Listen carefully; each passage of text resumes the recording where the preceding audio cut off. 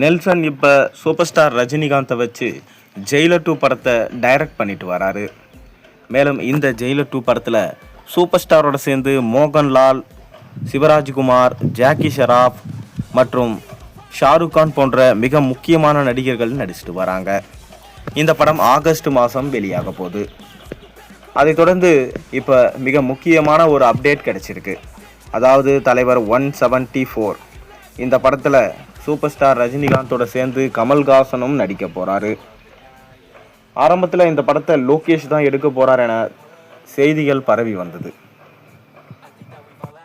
ஆனால் கூலி படத்துடைய ரிசல்ட்டால் நிலைமையே மாறிடுச்சு. தொடர்ந்து லோகேஷ் இந்த படத்திலிருந்து விலகிட்டார். ரஜினியும் கமலும் ஒரு லைட் ஹார்ட்டடான மூவியில் நடிக்க போகிறதா பேச்சுகள் போய் கொண்டிருந்தது. அதுக்கேற்ற கதையை நெல்சன் ரெடி பண்ணிட்டதாகவும் அந்த கதையில் தான் தற்போது ரஜினியும் கமலும் சேர்ந்து நடிக்க போகிறாங்களாம். நெல்சன் சொன்ன கதை ரஜினிக்கும் கமலுக்கும் பிடிச்சு விட்டதாம். மேலும் ப்ரமோஷன் வீடியோவை கூடிய சீக்கிரமே எதிர்பார்க்கலாம் என சௌந்தர்யா ரஜினிகாந்த் கூறியிருந்தாங்க. அதுக்கேற்றா போல் தற்போது ப்ரமோஷன் வீடியோ எடுத்து முடிச்சிட்டாங்களாம். ரஜினியும் கமலும் சேர்ந்து இருக்கிற மாதிரி இந்த ப்ரமோஷன் வீடியோவை ரெடி பண்ணியிருக்காங்களாம். மேலும் இந்த ப்ரமோஷன் வீடியோவை நம்ம ஏப்ரல் 14 வெளியிடலாம் அப்படின்ற முடிவுக்கு படக்குழு வந்திருக்காங்க. தொடர்ந்து இந்த படத்துலேயும் நெல்சன் பணியாற்றுறதுனால அனிருத் தான் மியூசிக் டைரக்டராக இருக்க போகிறாரு.